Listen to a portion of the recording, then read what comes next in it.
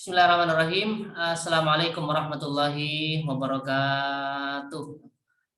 Waalaikumsalam warahmatullahi wabarakatuh. Alhamdulillahirabbil alamin wassalatu wassalamu ala asyrofil anbiya wal mursalin sayyidina Muhammad wa ala alihi washabihi ajmain. Rabbana iftah bainana wa baina qaumina bil haqqi wa al fatihin. Ta'tarjim naltaqi fi hadhihi munasyabah li istimrar hawla ma tata'allaq bi mada interpretation terjemah. Kaifa nahnu natahassal yakni al-asya' al-mufidah min at-tarjamah. Teman-teman sekalian, kita akan coba untuk melanjutkan kuliah kita pada kesempatan pagi hari ini, dan pada kesempatan kali ini adalah kita akan membedah proposal bisnis ya, proposal naqulu bil masyru'. Proposal bisnis terjemah, dan teman-teman tidak masalah sama sebenarnya, tetapi harus punya keunikan tersendiri gitu. Jadi bisnis itu adalah kita memiliki cara pandang yang luar biasa. Ya, 5 tahun, 10 tahun ke depan kira-kira setting pasar kita itu bagaimana. Itu juga harus dibaca teman-teman ya. Nah, untuk itu kelompok 1 sudah store proposalnya. Kita nunggu kelompok 2, kelompok 3, kelompok 4 ya, untuk store proposal juga, dan kita akan bahas bareng-bareng. Untuk itu silakan teman-teman, bagi yang belum mengisi absensi di classwork, silakan mengisi absensi, dan waktu sepenuhnya saya pasrahkan kepada kelompok 1 Mas Tony dan kawan-kawan. Tafadhal Mas.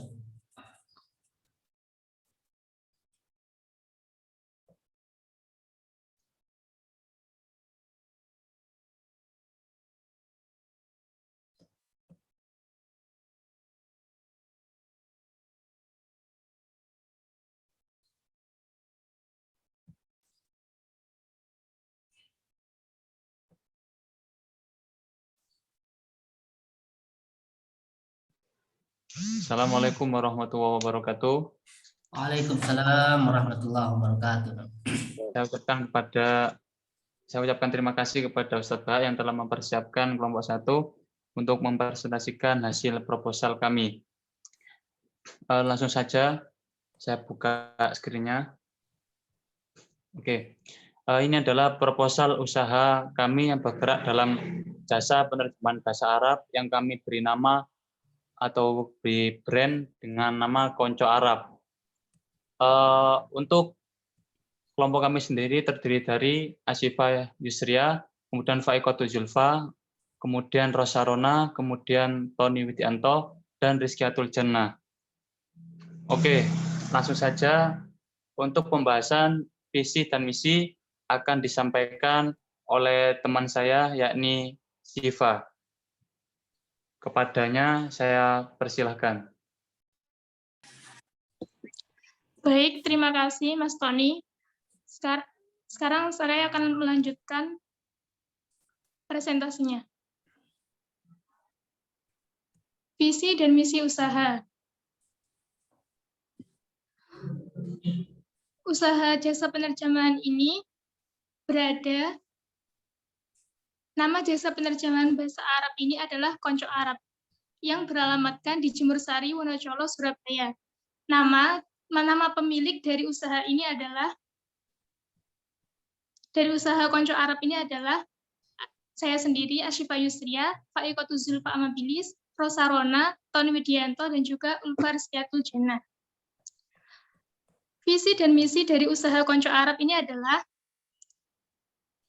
membuat usaha jasa Konco Arab menjadi tempat penerjemahan yang mengikuti perkembangan bahasa, tepat dan cepat dalam membantu pelajar ataupun mahasiswa dalam hal penerjemahan teks bahasa Arab ke Indonesia, maupun sebaliknya yang lebih optimal. Kemudian, misi dari usaha penerjemahan Konco Arab ini adalah yang pertama itu memberikan pelayanan terbaik untuk kepuasan para customer. Kedua, memberikan jasa penerjemahan teks Arab Indo maupun sebaliknya.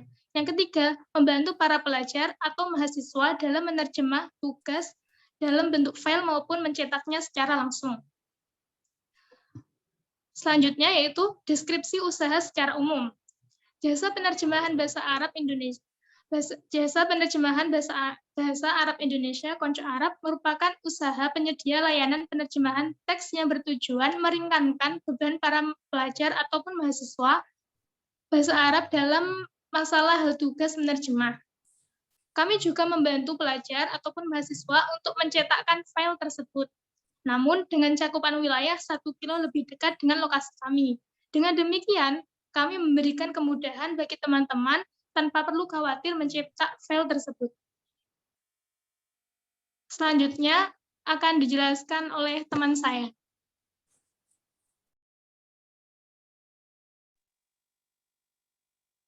Ya, untuk selanjutnya yakni produk usaha dan produk usaha jasa. Yang mana diantaranya ada jenis usaha. Jenis usaha yang kami hadirkan adalah usaha jasa penerjemahan bahasa Arab Indonesia maupun Indonesia Arab. Kami menawarkan beberapa jasa, diantaranya yang pertama itu ada terjemah Arab ke Indonesia, yang kedua terjemah Indonesia ke Arab, lalu pengetikan teks Arab, dan yang terakhir itu mencetak file. Jadi setelah diterjemah bisa dicetak sekalian filenya. Selanjutnya, keunggulan layanan. Keunggulan dari layanan kami adalah didirikan oleh pelajar bahasa Arab, lalu dihimpun tim yang berpengalaman dalam dunia penerjemahan bahasa Arab, dan yang ketiga, revisi hasil terjemahan dapat dilakukan sampai 2 kali.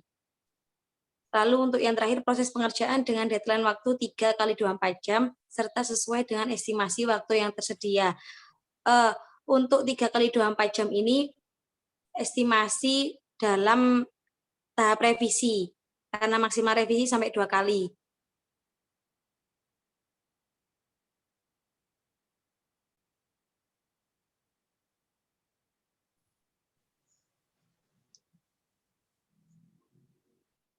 Selanjutnya adalah mengenai target usaha. Untuk target utama kami adalah para pelajar ataupun mahasiswa dalam bidang pendidikan bahasa Arab atau yang menggeluti bahasa Arab. Ini adalah target usaha kami. Kemudian selain pelajar atau mahasiswa, bisa dari badan usaha yang lain yang memang membutuhkan jasa translate kami, kayak orang umum gitu. Kemudian untuk promosi dan pemasaran, metode promosi atau pemasaran yang akan dilakukan oleh kami adalah yang pertama melalui pamflet. Untuk pamflet sendiri mungkin akan dibagikan secara offline, ditempelkan di tempat yang dekat dengan lokasi kami, maupun membuat soft file-nya juga, yang mana nanti akan dipromosikan melalui media sosial seperti Instagram, kemudian Facebook, kemudian WhatsApp. Nah, mungkin itu untuk target usaha dan promosi serta pemasarannya. Kemudian untuk sub selanjutnya adalah laporan keuangan yang akan disampaikan oleh Saudari Fafa.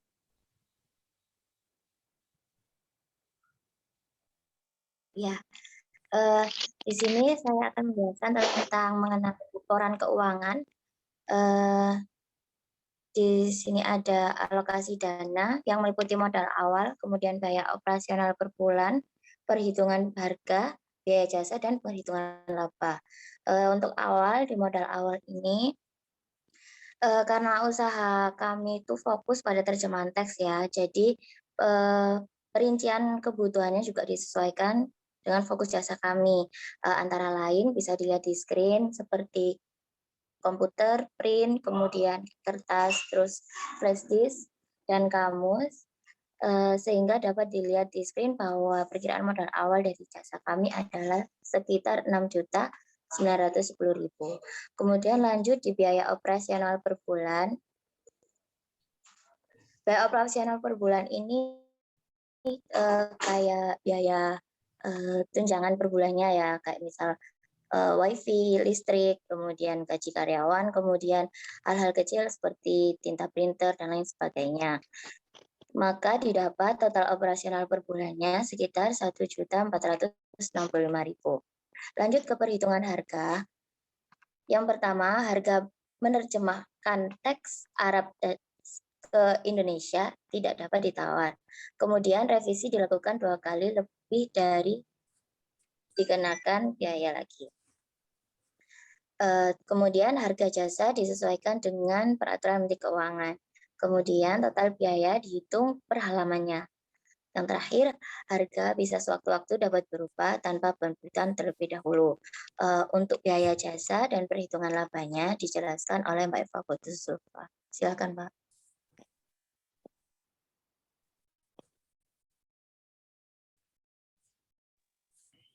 Kemudian yaitu biaya jasa. Yang pertama kan ada penerjemahan teks Arab ke Indonesia, yang kedua ada teks Indonesia Arab, yang ketiga pengetikan teks Arab, dan yang keempat itu mencetak file. Nah, untuk penerjemahan teks Arab ke Indonesia sendiri itu ada beberapa macam ya, kalau dilihat dari harganya, mulai yang prosesnya 24 jam, 3 hari, 5 hari, dan 7 hari, lalu 1 pekan. Itu harganya berbeda-beda. Kemudian yang sebaliknya pun Indonesia Arab juga sama, ada macam-macamnya. Kemudian pengetikan Arab tanpa harokat itu 9.000. Kemudian ketik Arab plus harokat itu 14.000. Kemudian kalau mencetak file print hitam putih 200, print warna 500. Slide selanjutnya.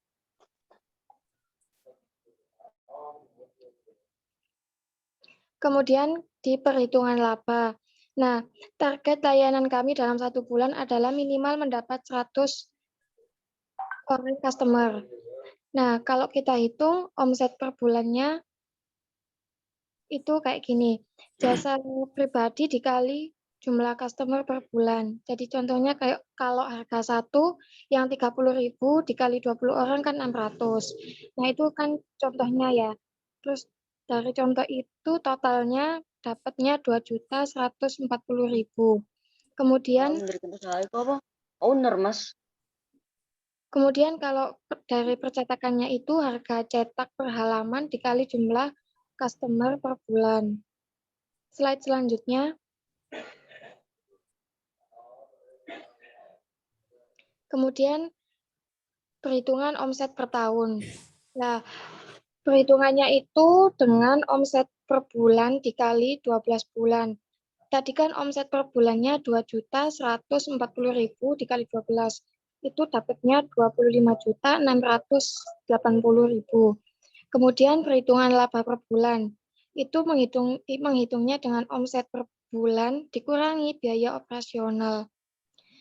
Omsetnya per bulan tadi kan 2.140 dikurangi biaya operasional 1,4 sama dengan 675. Nah, kemudian ada analisa payback period. Kayak balik modalnya, perhitungan balik modalnya. Nah, modal awal dibagi total keuntungan per bulan. Modal awalnya itu kan 6.910.000 dibagi total keuntungan per bulan. 675.000.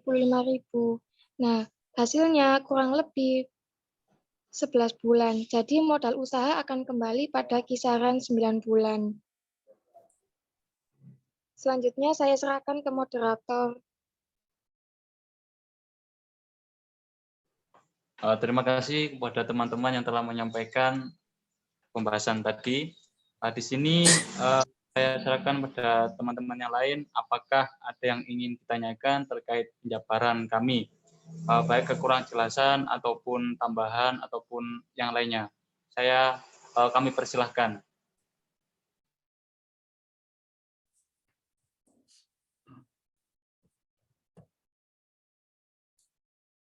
Silakan teman-teman yang lain. Anggap saja Anda calon investor lah gitu lah ya. Jadi kelompok 1 ini adalah orang yang sedang cari dana ya, butuh suntikan dana, mau buka bisnis. Anda kelompok yang lain adalah calon investor. Kira-kira setelah melihat atau membaca atau menyimak presentasi dari kelompok 1, nah, Anda sebagai investor bagaimana? Semangat untuk nginvest atau malah mundur gitu loh ya. kan begitu logikanya adalah. Jadi kita buat proposal itu adalah agar semenarik mungkin, selogis mungkin, dengan harapan calon investor kita itu mau invest ke kita. Kalau nggak ada yang calon invest ya, dan kita nggak punya dana ya gimana mau bisnis gitu lah ya. Itu maksudnya kenapa kita harus mendesain proposal bisnis terjemah ini semenarik mungkin, gitu, selogis mungkin, sehingga calon investor itu langsung kayak terhipnotis. Wah, ini bisnis luar biasa, ini amazing, ya. Ini wah luar biasa pokoknya. Langsung saya invest berapapun. Nah, gitu loh. Silakan dari kelompok yang lain, kritik, usulan, saran atau apapun saja, atau pertanyaan, silakan dilayangkan ke kelompok 1. Izin bertanya Ustadz. Monggo ke Mas Tony, monggo. Mas Tony izin bertanya. Itu apakah di dalam usahanya itu sudah ada yang ditunjuk sebagai CEO-nya gitu mungkin? Jadinya nanti, atau mungkin ada yang bidang customer service gitu sudah ditunjuk atau belum? Mungkin itu aja.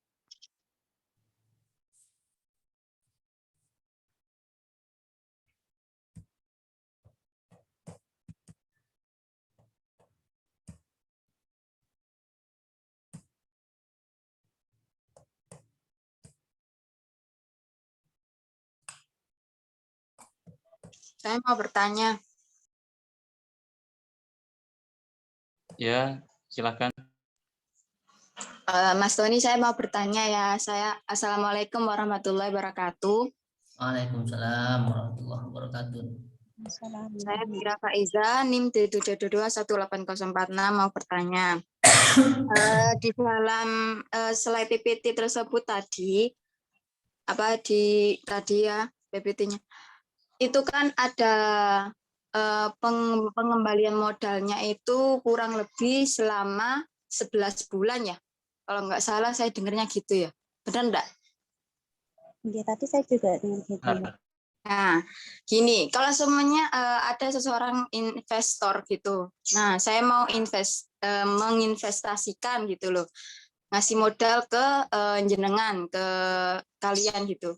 Terus dalam pengembalian modalnya ini ternyata tidak sampai maksudnya ini ternyata lebih dari 9 bulan, lebih dari 11 bulan. 11 bulan apa 9 bulan? 11 bulan ya. 11 bulan. Maksudnya tidak sesuai dengan jangka tersebut gitu loh. Malah lebih gitu loh. Nah, itu apakah ada jaminannya untuk para investor gitu loh, untuk kan kadang kan kalau semuanya saya nginjemin utang aja ke jenengan gitu, terus kemudian jenengan ini bayarnya lama, terus nggak sesuai dengan jangka yang sampean berikan gitu. Nah, itu apakah ada jaminannya sendiri dari pihak jenengan gitu. Ya, itu saja sih dari saya. Terima kasih. Assalamualaikum warahmatullahi wabarakatuh. Waalaikumsalam warahmatullahi wabarakatuh. Sesi pertama berapa pertanyaan, Mas Tony? Kalau 3 kan saya maju juga gitu. Ya, silakan, Mbak. Baik, di sini saya akan bertanya mengenai proposal dari kelompok 1. Saya sebagai investor setelah melihat proposal dari kelompok 1, yang saya tanyakan, di sini kan ada penyedia jasa terjemah Arab Indo atau sebaliknya dengan alamat Jemur Sari, Wonocolo, Surabaya. Yang saya tanyakan, ini alamat jelasnya mana? Yang pasti kan kalau sudah ada alamatnya, berarti juga dia buka offline. Alamat jelasnya kan pasti saya sebagai investor kan harus tahu detail itu sebelum saya menginvestasikan uang saya. Gang berapa, nomor berapa kan itu ya. Terus kemudian untuk karyawan tadi di perincian modal awal ya, ada karyawan itu dengan budget 1 juta. Sedangkan karyawannya di sini ada berapa? Tuh. Kan perlu juga saya analisis itu berapanya nanti jadi gimana gitu. Mungkin itu saja dulu dari saya. Terima kasih.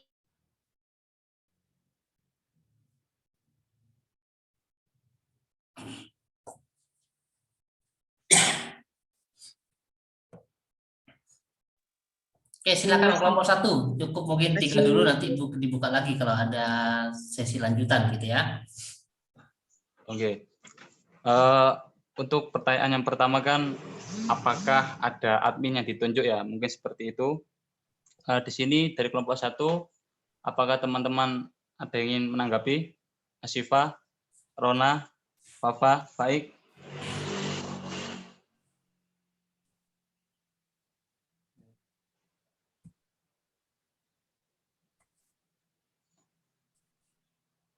Silakan teman-teman, artinya calon investor bertanya nih gitu lah. Ini adminnya nanti gimana? Apakah sudah dirinci apa belum gitu lah. Kan hanya gitu sebenarnya. Sudah ada apa belum gitu lah ya. Kemudian kalau ada alamat yang di Jemur Sari itu misalnya ada offline-nya juga, itu prosesnya bagaimana? Apakah jasa sewanya juga sudah dihitung misalnya gitu lah ya.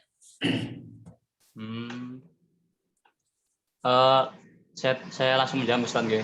Untuk yang pertama dari Mas Akso itu kami sendiri belum membentuk grup kayak CEO-nya siapa, kemudian adminnya nanti siapa, kami masih belum membentuk karena kami masih merancang proposalnya saja terkait anggaran dananya seperti itu. Kemudian untuk yang kedua, apabila ada investor kemudian modalnya ini kembali dalam kurun waktu lebih dalam 11 bulan. Lah, kami di sini akan sudah memiliki target ya, untuk 100 orang ini adalah target minimalnya. Karena pikiran saya seperti gini, karena dalam jasa ini kan dihimpun oleh 5 orang, jadi kemungkinan satu hari bisa mengerjakan 5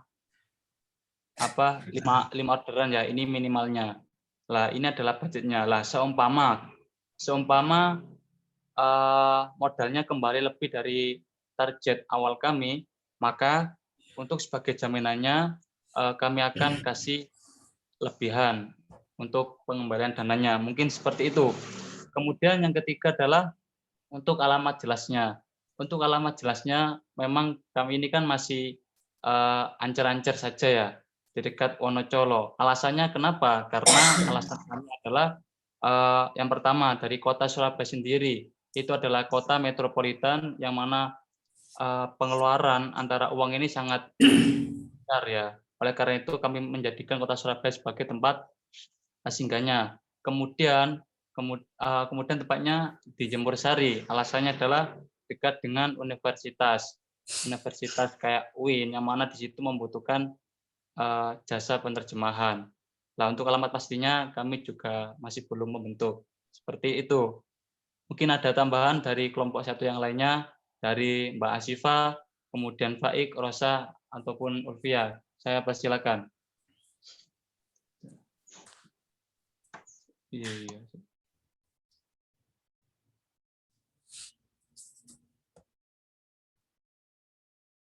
Silakan yang lain barangkali nambahi selain Mas Tony.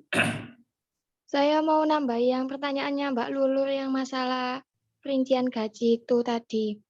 Kan itu di situ dijelaskan gaji itu 1 juta, sedangkan kita ada 5 orang. Nah, menurut diskusi kita kemarin, itu ya 1 juta itu dibagi 5 orang. Kan kita memang bisnisnya itu ditargetkan untuk mahasiswa. Jadi kayak ngasih harganya juga yang terjangkau ke mahasiswa. Gitu. Ya, Mbak. Berarti 1 juta dibagi 5 per orang 200.000 ya?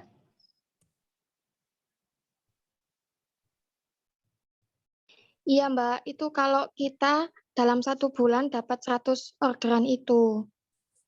Seumpama lebih, berarti kan juga dapat lebih gitu. Ya, baik.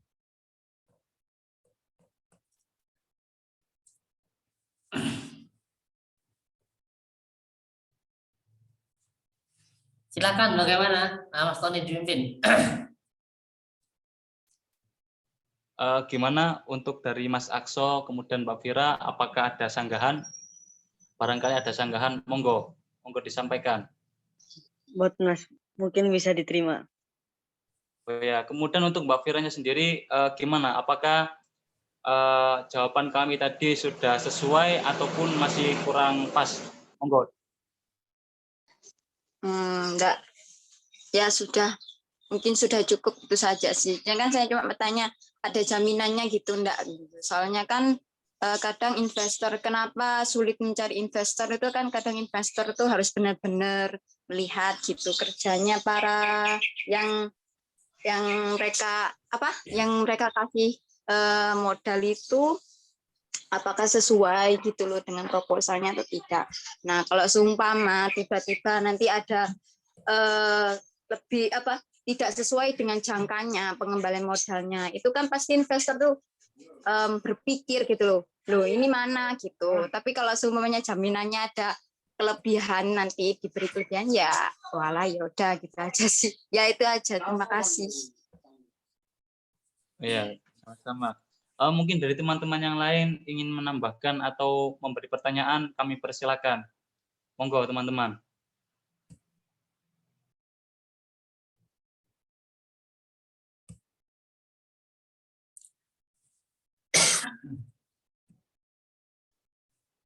Silakan teman-teman. Saya ingin bertanya, Kak. Ya, silakan. Ya, saya ingin sedikit bertanya ini. Yang laporan keuangan itu kan ada alokasi dana. Di situ ada modal awal, kan itu ada kebutuhan ya, langsung harga. Terus yang ingin saya tanyakan, biasanya kan ada kebutuhan terus ada jumlah. Bisa kebutuhannya apa, terus jumlah kebutuhannya itu berapa. Nah, di situ kan tidak ada jumlah. Mungkin bisa dikasih penjelasan sedikit kenapa tidak disertakan jumlahnya seperti itu. Apa mungkin memang dirasa seperti ini cukup atau bagaimana? Kan kayak itu misal kebutuhannya kamus terus belum tertera gitu berapa kamus yang dibutuhkan, terus kayak printnya itu butuh berapa, tiba-tiba kan 1.800.000 sekian. Nah, cukup itu aja yang saya tanyakan, Kak. Terima kasih. Baik, di sini langsung kami jawab. Untuk yang modal awal ini kan memang bentuknya seperti ini ya.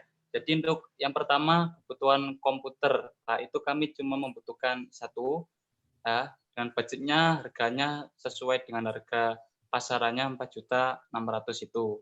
Kemudian untuk yang kedua print absennya kami juga membutuhkan satu print. Kemudian yang ketiga kita juga membutuhkan kertas HVS. Kertas HVS-nya ini butuh 4 itu ya, 4 part. Karena kemarin kami lihat itu kisarannya sekitar 45, 50 ya seperti itu. Nah ini memang kami kemarin nggak ngasih jumlahnya ya untuk kertas HVS-nya, langsung harga akhirnya saja. Kemudian yang flash disk, untuk flash disk-nya 1 terabyte ini kemarin kisaran 100.000, itu harganya di all shop, online shop seperti itu. Kemudian untuk yang kamusnya kami membutuhkan 1 kamus. Nah, ini rencananya adalah ditaruh di lokasi seperti itu, Mbak. Gimana? Apakah masih kurang pas? Ataupun dari teman-teman yang lain ingin menambahi, kami persilakan. Oh iya, sudah cukup sih, sudah cukup Pak. Jadi kan kalau mungkin dilihat dari proposalnya gitu kan kayak menimbulkan pertanyaan gitu. Misalnya jumlahnya berapa kok tiba-tiba 200.000 kayak gitu. Tapi apa mungkin kayak gini lebih baiknya gimana ya? Apa memang cukup seperti ini? Apa disertakan jumlah gitu ya? Kira-kira baiknya kayak gitu Kak dalam proposal itu. Ya, terima kasih atas masukannya. Kalau saya pribadi lebih baik dimasukkan dengan jumlahnya ya, karena nanti biar pasti kira-kira kebutuhannya apa dan jumlahnya berapa gitu. Ya, saya ucapkan terima kasih ya atas masukannya. Oke, kayaknya lebih enak gitu ya kalau ada jumlah itu mungkin investornya, oh iya ini sekian kayak gitu. Oke, terima kasih Kak, cukup. Dari teman-teman yang lain, apakah ada yang ingin tanyakan? Kami persilakan.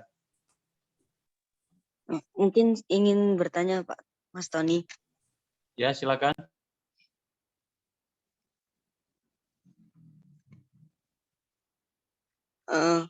Izin bertanya Mas Tony, yang membuat usaha Anda spesial itu apa Mas Tony?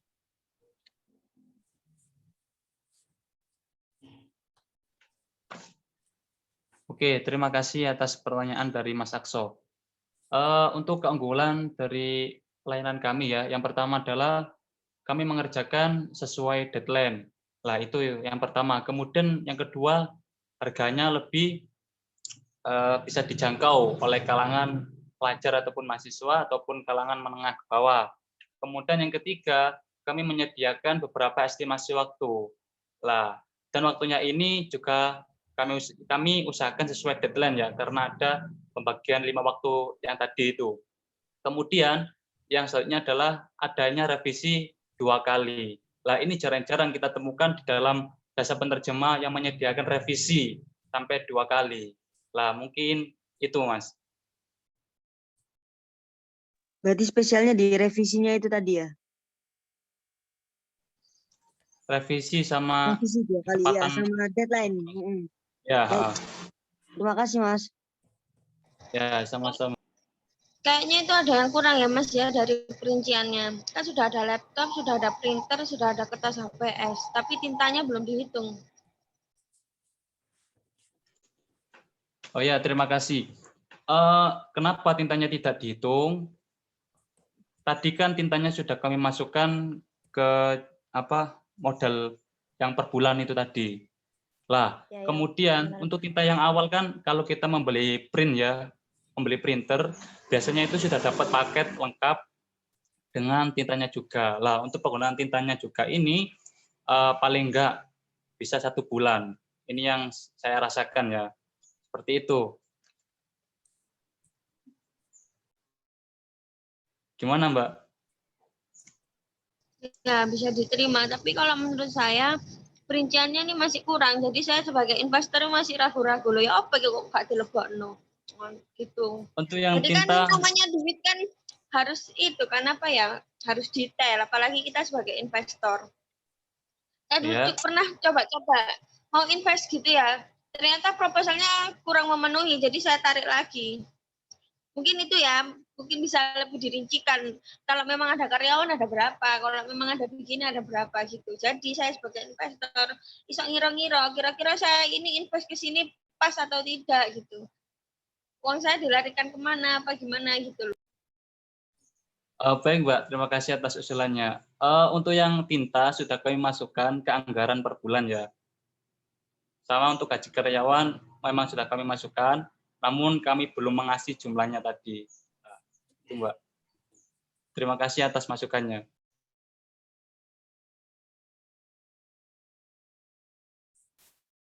Gimana teman-teman yang lain? Ini contoh salah satu bisnis proposal yang paling awal yang kita bedah gitu ya. Nah, teman-teman nanti bisa melakukan pembenahan kira-kira apa yang kurang gitu ya. Apa yang butuh ditambahi misalnya begitu ya. Nah, sebenarnya teman-teman ada banyak contoh kok kalau kita mau belajar, ada banyak contoh dari proposal proposal bisnis terutama. Apakah tanpa proposal bisa usaha? Bisa ya. Tapi yang namanya mahasiswa sebagai ilmu, jadi usaha sebagai ilmu itu ada logika nalarnya ya, nalar logisnya yang memang harus dipenuhi oleh teman-teman gitu lah. Dan sebenarnya kalau mau tidak harus dalam pengertian teman-teman hanya membayangkan serius gitu lah ya. Ini meskipun nanti tidak jalan juga tidak ada masalah. Makanya saya berharap teman-teman mendesain semenarik mungkin, semeyakinkan mungkin. Nah, itu yang saya maksud, tidak harus ini tidak jadi pun alhamdulillah gitulah teman-teman ya. Misalnya masalahnya tadi ini kalau bisnis kira-kira apa bentuk lembaganya? Apakah hanya ya semacam kelompok jasa saja yang belum dilegalkan atau bagaimana? Jawabannya adalah belum, karena adalah mahasiswa gitu lah ya. Artinya gini, menurut saya teman-teman berusaha mendesain semenarik mungkin, itu intinya. Konsepnya bagaimana? Konsepnya adalah dia hanya jasa saja, kayak warteg gitu ya, kayak di belakang kampus ada fotokopian misalnya, buka usaha jasa misalnya, monggo tidak ada masalah, tetapi harus detail, terutama urusan pembiayaan modal tadi itu, cara ngitungnya itu harus detail. Kalau Anda melakukan pemasaran via Facebook, via WA, berapa biayanya? Itu juga harus dihitung, gitu lah. Karena promosi itu ada biayanya. Gitu. Itulah teman-teman ya. Kalau Anda sewa itu berapa? Kalau punya sendiri ya mestinya dihargai dong. Kalau sewa per bulan berapa? Jangan kayak orang Madura kemudian istri anaknya ikut nyiram tembakau juga gitu lah ya. Dan tidak dihitung, nyiramnya itu tidak dihitung harganya berapa. Dan bilang alhamdulillah hasil luar biasa. Hasil maksudnya hasil tanpa perhitungan itu. Karena kalau dihitung semuanya waktunya berapa misalnya kan gitu. Itu logika bisnis namanya teman-teman ya. Jadi harus detail. Kalau Anda buat CV berapa harga CV? Pembuatan akta notaris CV itu berapa? Kalau PT berapa misalnya? Modalnya apa saja? Nah, gitu. Jadi itu yang paling detail karena biasanya yang dilihat adalah target sasaran berapa, Anda butuh berapa kira-kira. Dana yang dibutuhkan dari investor berapa. Jadi setelah semuanya dihitung, saya butuh sekian. Gitulah, Rek. Jadi tujuan saya adalah sampai ke tahap itu sebenarnya. Jadi bagaimana teman-teman mampu mendesain proposal bisnis semenarik mungkin. Kalau investor tanya, ini siapa saja kompetitornya misalnya, Anda jawab apa? Sudah pernah melakukan riset atau belum di wilayah itu? Jadi kalau lokasi Anda di belakang kampus, kompetitor Anda itu siapa saja? Oh, fotokopi ini menyediakan, ini ada misalnya. Kan harus begitu logikanya. Investor tanya nih kompetitornya siapa? Kalau lebih bagus kompetitor, ya tidak akan mau, jelas tidak akan mau invest ke Anda itu. Apa bedanya dengan yang lain misalnya? Makanya tadi betul tanya keunggulannya apa. Oh, nah itu kan di promosi muncul di pamflet-pamflet. Kita bisa cepat deh 1 jam selesai. 1 halaman berapa misalnya? Oh, kita sudah punya aplikasi untuk apa? Untuk proses pemesanan. Jadi tinggal order kayak GoFood masuk set, chat selesai jam berapa sudah muncul, fix kerjanya. Misalnya gitu lah ya. Jadi kompetitor itu dimunculkan kenapa? Karena Anda memiliki riset pasar. Dan idealnya memang di bagian awal ini teman-teman membuat semacam ini ini kan di usaha ya, produk, kemudian visi dan misi, alamat, pemilik. Syukur kalau teman-teman itu memiliki latar belakang gitu ya. Kenapa? Karena biasanya orang juga baca latar belakang. Kenapa ini harus muncul bisnis seperti ini? Anda membuat rasionalisasi. Jadi mahasiswa UINSA itu per tahun sekian, tarbiyah sekian, PBA sekian. Kalau targetnya mahasiswa siapa saja? Yang butuh terjemahan dari Arab ke Indonesia, bukan Indonesia Arab ya, karena tadi cuma hanya Indonesia, Arab, Indonesia misalnya ya. Oh, otomatis ada adab, ada tarbiyah. Oh, yang lain juga ada mahasiswa ini. Kenapa? Karena ada intensi bahasa Arab. Tugasnya adalah nerjemah misalnya gitu lah. Anda cantumkan mahasiswa itu mahasiswa siapa gitu lah. Iya mahasiswa paham mahasiswa iya, tapi siapa targetnya? Oh mahasiswa prodi PBA yang ikut jurusan terjemah misalnya, atau siapa? Itu akan menjadi lebih detail, lebih meyakinkan. Makanya tadi disebutkan kompetitornya siapa sebenarnya. Gitu, Mas. Oh kompetitornya ada 3 kompetitor di kawasan UIN Sunan Ampel Surabaya ada 3 kompetitor. Pertama ini, dan mereka begini. Kalau saya kelebihannya begini. Sehingga calon investor dia lebih yakin ke bisnis Anda gitu loh ya. Jadi meskipun Anda tidak dalam tanda kutip ingin menyeriusi bisnis ini, tidak masalah Anda desain sebaik mungkin. Oh ini PT nih misalnya. Targetnya adalah sampai ke luar negeri. Oh, misalnya tidak ada masalah, tapi yang jelas rasional ya. Ada latar belakang yang melatar belakang bahwa ini fix, ini real, artinya bisa kita garap, masuk akal ini bisnisnya gitu loh. Bukan kemudian kita bisnis yang penting desain kita mendunia ini. Kita mau bangun di Cina, di Rusia, tapi nggak masuk akal gitu loh. Enggak, yang jelas Anda punya alat pembacaan. Misalnya mau buat jasa kayak terjemah kayak Primagama, gimana konsepnya Anda? Konsepnya apa? Oh karena digital pakai digital misalnya, ya dirinci kebutuhan dananya berapa. Pertama kita buka launchingnya sekian, kemudian kita akan buka berapa cabang di Indonesia, tapi masuk akal gitu loh ya, bisa diukur. Bukan yang penting buat proposal, tapi bisa diukur gitu loh ya. Oh pertama di Surabaya, Malang, nah, misalnya di dekat-dekat kampus UIN misalnya ya, kita akan buka cabang di situ misalnya. Konsepnya bagaimana? Nah, modalnya dari siapa kalau cabang gitu kan? Itu ada Makanya kemarin dijelaskan bentuk dari jenis-jenis itu apa saja. Itulah jenis usaha itu apa saja sebenarnya. Tujuannya adalah Anda bisa mendesain di proposal ini. Itu ya. Oh, ini konsepnya adalah waralaba misalnya. Butuh sekitar 1 triliun dana awal misalnya gitu lah ya. Karena bisnisnya besar. Nah, tapi perhitungannya kan jelas. Ya kalau cuma 20 juta ya enggak apa-apa juga ya. Mahasiswa siap invest gitu lah. Kira-kira gitu ya kelompok 1 ya. Nah, ini alhamdulillah sudah sudah luar biasa teman-teman. Silakan kalau memang butuh revisi silakan direvisi. Jadi maksud saya begini, teman-teman tidak harus mengeksekusi proposal itu. Yang penting teman-teman mendesain sebaik mungkin. Syukur-syukur kalau teman-teman mau merealisasikannya. Jadi membayangkan dirinya, Anda kelompoknya membayangkan mau buka usaha. Tapi serius usahanya gitu loh. Bah, kok kelakon kok gak ngerti. Tapi Anda serius gitu loh. Membuat usaha proposalnya itu serius. Gitu ya kira-kira ya. Kelompok 1 dan kelompok yang lain mohon dipahami. Jadi jenis bisnis itu penting karena alokasinya dari situ nanti. Nah, konsepnya bagaimana sistemnya kira-kira? Sistem yang ingin diambil. Kelebihannya apa misalnya? Sebenarnya banyak peluang kalau menurut saya. Kelebihan banyak peluang. Dan tidak harus jasa usaha terjemah kayak gini ya. Saya menyebutkan banyak sekali kemarin. Bisa penerbit di bidang penerjemahan. Bisa bisnis jasa penerjemah atau bisnis atau bahasanya jasa interpreter ya. Jadi bagaimana bisnis tapi fauriyah ya, bukan tahdidiyah tapi fauriyah. Misalnya Anda jadi guide, siap deh kita ini membuka kerjasama dengan travel misalnya. Yang nyuplai adalah perusahaan Anda, kan bisa juga masuk bisnis penerjemahan. Jadi Anda sebagai agen penerjemahan tapi ke interpreternya ya, bukan translatornya tapi ke interpreter. Jadi tarjamah fauri, mutarjim fauri istilahnya kalau dalam bahasa Arabnya.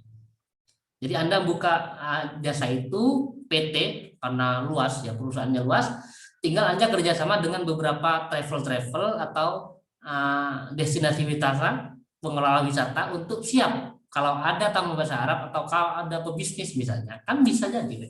Anda siap, sudah ready nih kita timnya sudah ready, siap dipanggil kapan saja, kerja kapan saja sesuai dengan kontrak. Ada kursus penerjemahan. Kalau kursus bagaimana polanya? Oh, sasarannya adalah siapa? Apakah hanya mahasiswa atau siapa? Bukannya bagaimana? Oh, bukannya ini adalah seminggu berapa kali? Oh, ada online, ada offline. Kalau online gimana sistemnya?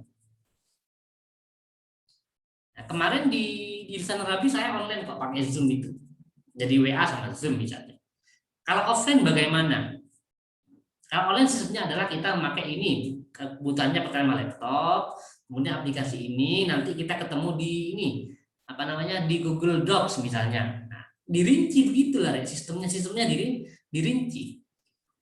Sehingga teman-teman, orang itu yakin bahwa Anda itu ngerti betul, bahwa Anda itu talent pebisnis, sudah bisa baca peluang.